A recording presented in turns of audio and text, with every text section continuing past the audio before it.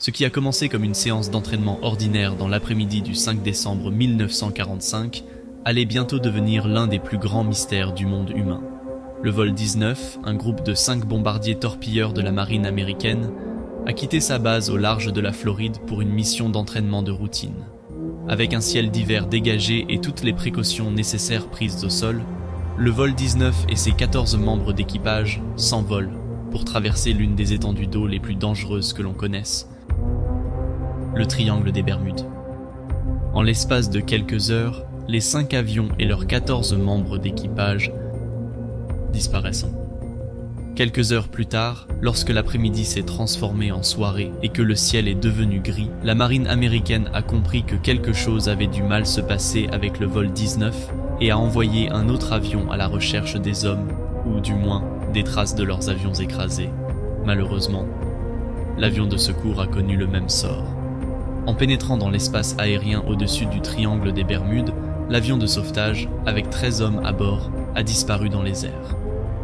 Plus de 75 ans se sont écoulés depuis l'incident, et personne n'a pu retrouver les restes des 27 membres d'équipage disparus, ni des 6 avions qui ont disparu. À la fin de la Première Guerre mondiale, en mars 1918, l'USS Cyclops revenait d'un voyage au Brésil. L'USS Cyclops était le plus grand navire de la marine américaine à l'époque. Il mesurait plus de 150 mètres de long et, pour ce voyage, il transportait environ 11 000 tonnes de manganèse et un équipage de 306 personnes.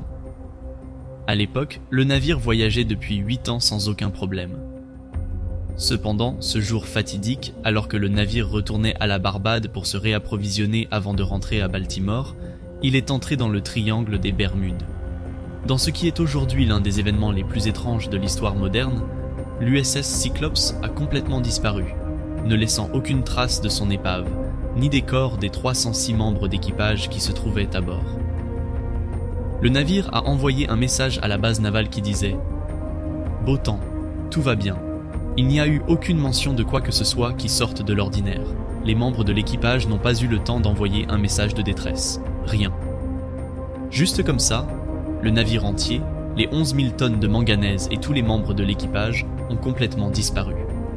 De nombreux navires ont été envoyés à la recherche de l'USS Cyclopes, mais tous sont revenus négatifs. Ils n'ont même pas pu retrouver les restes du navire ni aucun des officiers à bord. Plus d'un siècle s'est écoulé depuis la disparition de l'USS Cyclops et, à ce jour, ces restes n'ont toujours pas été retrouvés. La cause de la disparition reste un mystère. Comment le plus grand navire de l'arsenal de la marine américaine peut-il disparaître sans laisser de traces?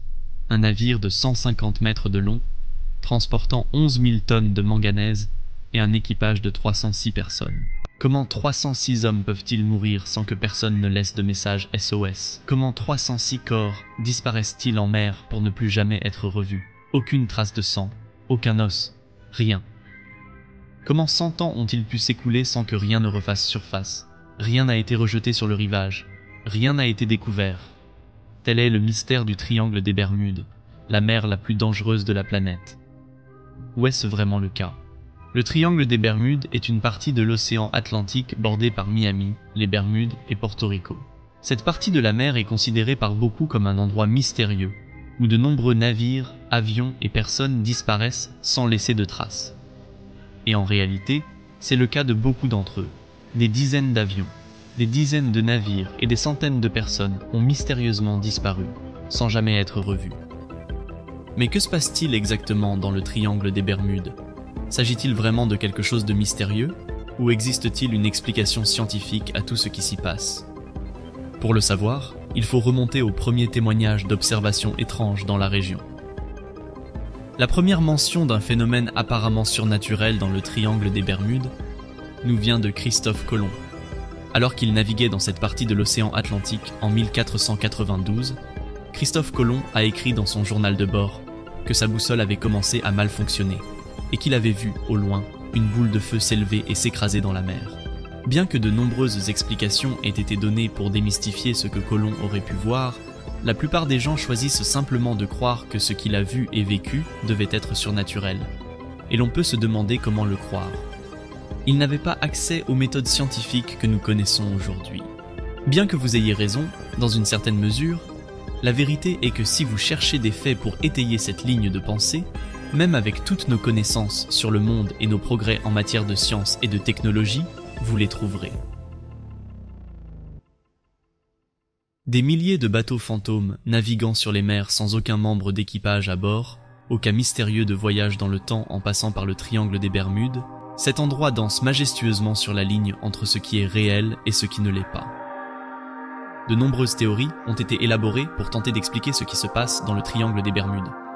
Qu'il s'agisse d'extraterrestres, d'un trou de verre, ou de la cité perdue de l'Atlantide qui aspire les gens par en dessous. Tout a été envisagé, des hypothèses scientifiques fondées sur des preuves à la religion, en passant par la tradition et le mysticisme.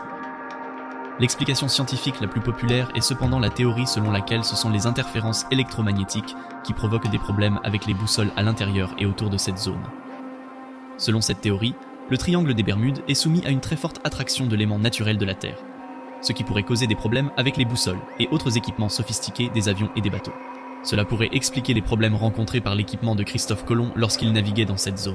Cela pourrait également expliquer les conversations enregistrées par les pilotes du vol 19, qui ne parvenaient pas à se mettre d'accord sur le sens de leur vol quelques minutes avant le silence radio. Mais qu'en est-il des personnes qui affirment avoir voyagé dans le temps en traversant un brouillard électromagnétique ? Le plus populaire de ces témoignages est celui de monsieur Bruce Gernon, qui a écrit un livre détaillant son récit. Dans son livre, Gernon raconte qu'alors qu'il survolait la région à bord d'un avion léger, il s'est retrouvé face à un nuage de forme cylindrique qui l'a aspiré. En un instant, il s'est vu à Miami Beach, à une centaine de kilomètres de son point de départ. Monsieur Gernon affirme que ce voyage de 160 km n'a duré que quelques secondes et qu'il n'a remarqué aucun changement atmosphérique ou paysager pendant toute la durée du voyage. Lorsqu'on entend cette histoire, on peut immédiatement penser qu'il s'agit d'un conte de fées destiné à vendre des livres. Mais ce scepticisme se transforme en plausibilité lorsque l'on se rend compte que les personnes présentes à la station de base ont corroboré son histoire. Selon eux, l'avion a disparu du radar et est réapparu à Miami en quelques secondes. Tout comme Gernon l'a décrit. A-t-il voyagé dans le temps? S'est-il téléporté? Nul ne le sait. Les scientifiques ont depuis lors réfuté l'existence d'un trou de verre et ont déclaré qu'il n'y avait aucune chance qu'il ait pu voyager dans le temps. Cependant, personne n'a été en mesure de fournir une explication précise sur ce qui s'est exactement passé ce jour-là. C'est pour cette raison que de nombreuses personnes s'accrochent encore à l'idée qu'il se passe quelque chose de vraiment mystérieux dans le triangle des Bermudes. Vous voyez? Il y a eu des explications pour réfuter les théories, mais il n'y a pas eu de preuves concluantes pour expliquer ce qui se passe réellement. Les gens se disent donc que s'ils ne sont pas sûrs que c'est ça, comment pouvons-nous être sûrs que ce n'est pas ça? Après tout, l'absence de preuve n'est pas la preuve de l'absence. La plupart des océans du monde restent un mystère pour nous. Bien que les océans aient été cartographiés par des moyens tels que les satellites et les sonars, l'homme n'a exploré physiquement qu'environ 5% de nos eaux. Le reste est encore un mystère pour nous. Peut-être pas un mystère mythique, mais un mystère tout de même. C'est pourquoi les gens sont prompts à croire à l'existence de sirènes et de kraken. L'océan et ses vastes étendues vides font écho à des choses que l'esprit humain a du mal à comprendre. Et en tant qu'êtres humains, lorsque les choses sont difficiles à comprendre, nous inventons des histoires pour tenter de leur donner un sens. Une fois ces histoires formées dans notre esprit, il est difficile de s'en débarrasser, surtout lorsqu'il n'y a pas de preuves au-delà du doute raisonnable pour vous convaincre du contraire. Le triangle des Bermudes est l'une de ces histoires que nous nous sommes racontées. Rien n'indique que les naufrages et les accidents d'avion soient plus fréquents dans cette masse d'eau que dans n'importe quelle autre partie de l'océan très fréquenté. Vous direz peut-être qu'il ne s'agit pas seulement des accidents, mais aussi du fait que ces véhicules disparaissent sans laisser de traces. Mais la vérité, c'est que ce phénomène n'est pas propre au triangle des Bermudes. Il y a actuellement plus de 3 millions d'épaves dans le monde, et seulement 1% d'entre elles ont été retrouvées. En fait, le triangle des Bermudes n'a pas été inventé par des chercheurs, des scientifiques ou même des marins. Il a été inventé par l'écrivain Vincent Gaddis, qui a utilisé l'expression pour la première fois en 1964. Gaddis était un écrivain spécialisé dans le paranormal qui a fait carrière en ignorant les explications naturelles et en inventant des mystères là où il n'y en a pas. L'US Board on Geographic Names ne reconnaît pas le triangle des Bermudes comme un nom officiel et ne dispose d'aucun dossier officiel sur cette zone. Il n'existe même pas de carte indiquant les limites de cet endroit. Lorsque j'étais plus jeune, j'étais obsédé par l'idée du triangle des Bermudes.